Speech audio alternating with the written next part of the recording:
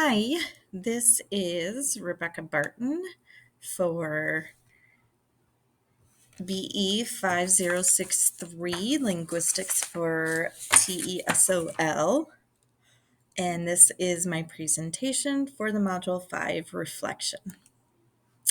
All right, while taking this class for my ESL endorsement, specifically 5063, that deals with linguistics for English teachers and speakers of other languages, I found the information incredibly eye opening. Admittedly, I need to gain background in phonetics and grammar using the pronouncing of specific words. Since I was a PE teacher with an endorsement in science, I did not take a class that helped create that background knowledge for me. Phonology, which is the schematic study of the sound of spoken language, has been the area I have enjoyed learning about the most. At a seventh grade level, we only have a few students learning the language as you would see in an elementary classroom, unless we had students coming into our classrooms with very little or zero English. I have only experienced that about 3 times in the last 23 years of my teaching career. That would be beneficial during those times, but now that I'm aware and can apply it in the future for any students who come in with zero English and need help with linguistics and English language. The new information that surprised me was how little I knew about how English language learners learn a new language. I found the information of how teachers should address teaching English to non-native English learners very important. It is also important for teachers to continue to grow professionally and take classes like these to gain that knowledge that they may be lacking. It's very evident in taking the information that I've learned from this ESL endorsement that I'm going to adapt that information to help English language learners in my classroom.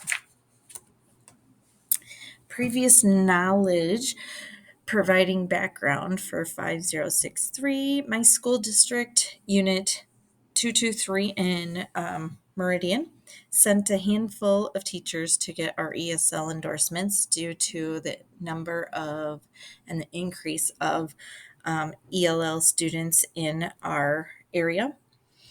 And we identified it as an area that needed improvement for future. I've gathered knowledge from all the courses in the endorsement and can now provide a background that allows me to understand how it all ties together in the classroom and how to help students the best academically. An essential aspect of helping students in the classroom, both emotionally and academically, is creating those relationships with students. And I have a very explicit, or I believe it's super important for us to do that. Personal experience with ELL and ESL students. Some personal experiences I've had over the last 3 years were one with a student from Africa who spoke only tribal language, a second with a student from Poland who spoke zero English, and then a third with a student who came to us following the pandemic who spoke only Spanish. I have had many students who have had some English, but also speak their native language. However, these specific experiences here have been with 3 individual students that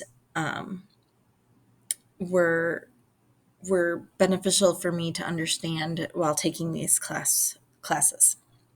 After taking this course, I understand a lot more about that silent period that the students were going through, and I always thought they were just kind of blank stares or wasn't quite understanding what we were talking about, where I now realize the student probably understood a lot more than what they could convey, and that silent period can be different for all students.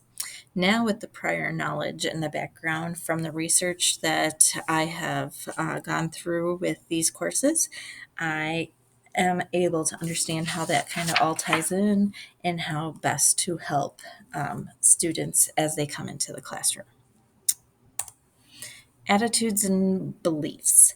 My attitude and beliefs have always been open to learning and engaging students. I've always been interested in trauma informed education, and by taking the ESL certificate courses, I found that trauma is one of the areas that must be addressed with all students, including English language learners. We don't know what their backgrounds are, where they're coming from, their home lives, what trauma they occurred, if they're a refugee, um, if there's stuff going on at home, if they don't have a home to live in yet. All of these will impact learning. It is one aspect of information that I have gathered that has verified how important trauma informed education is. When we create environments that are safe for our students and create respectful relationships, students are comfortable using academic knowledge and learning in the classroom. What reinforce personal beliefs or on language acquisition? As the image states, I'm growing in my professional development, learning from professionals, and exploring continually as I become a better teacher for all my students. So I'm constantly growing, learning, exploring, growing, learning, exploring. As I've mentioned before, my background in language, vocabulary, grammar, syntax, or anything related to learning letters and language is minimal, as I teach a content level at a middle school level. And because of 23 years ago, this was not something that was covered. So my experience is shallow in the area um, of language, but my takeaway is extreme then, because I can now see how the bigger picture of how our students need to understand and gain good communication knowledge, especially in these global times. Immigrant students and families. Education needs to approach immigrant students and their families different. They are not different, just the educational needs are different. So I've never viewed immigrant students or their families differently, but after this course, I consider how I would treat the educational process and communication with the families differently. I would ensure I put in place many resources to help families acclimate into new culture. I understand that there is going to be a culture shock for both families and students, and a silent period for our students. And it's our job as educators and professionals to ensure that our students feel comfortable, feel safe, feel respected, and have fun while learning. The learning process will always be different for each student, but the teacher is there for support and guidance and differentiation when needed. So, no, I don't view anyone differently. I just consider how to approach education differently. My own linguistic and social culture identity. Both of these pictures are beautiful. One is a small town like the one I grew up in. It's not the small town that I did grow up in. And the other is a city of color, culture, and art. I love the second picture. The colors are amazing. I find just a lot of different culture and ethnicity in that second picture. Regarding my own linguistic and cultural background, the only thing I have differently is how easily I had it growing up. We had a very small class sizes. We had not a lot of culture in our town. That doesn't make it easy, but it just makes it basic. What I need to gain in experience because of growing up in a small town is that cultural differences, which started occurring in later high school and then up into college, and now understanding how it helps with language acquisition. I did not have the experiences some teachers had, as they grew up in different areas and were experienced sooner than someone who was in a smaller town. Our rural areas are changing though, but it wasn't the case 30 years ago. So the current school I live in now is a rural area, and we are seeing an increase in our English as a second language learners. Future activity for ESL students. The activity I found the most beneficial for when a student would come into my classroom from another country with very little English was the activity where we had to look up the country, how the language is different, how the words are used differently, how the accents are different, how they sound different. Period. The other part I found interesting was understanding how culture can impact the educational environment. Understanding that a culture, in a certain cultures, the respect for teachers is a lot greater than it is maybe here in our culture. And so using the name Mrs. Barton, and then using the student name as Mr. So and so would be beneficial because it's showing that mutual respect. So I thought that was the activity that would both most benefit my future with other ESL students. The activity I found most beneficial for helping teachers who do not have a background in ESL coursework or education would be the study guide. I even mentioned it in one of the discussion posts to one of my coworkers who's also taking these classes that we need to create a list of essential words that were kind of like on the study guide and share it with the district to increase knowledge and to start to get those words out there for ESL education.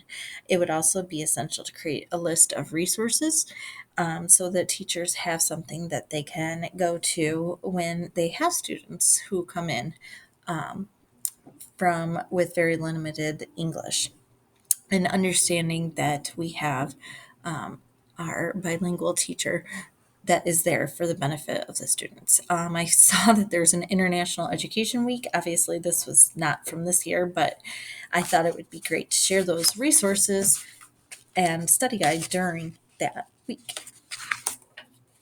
Personal plan in linguistics. Continue to learn as an educator.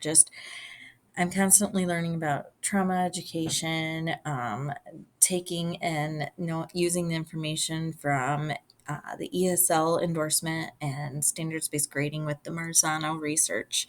So my plan in linguistics is to continue my professional development and research the best ways to teach English language learners, and apply what I've learned through these classes in vocabulary instruction, thematic units, all of that. The plan I produce will also allow me to utilize this information with other educators and share my thoughts and views, and begin to get other educators to start thinking about ESL and language acquisition. In conclusion,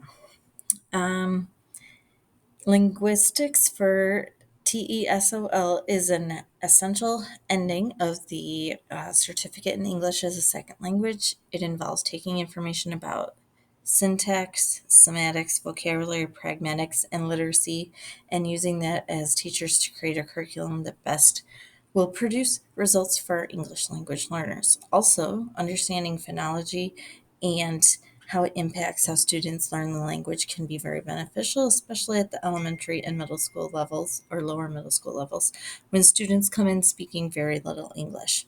Teachers also need to be aware of morphology and how it can have an impact on learning the two languages at the same time. I've also learned how essential vocabulary is and using differentiation with all students, including our English language learners.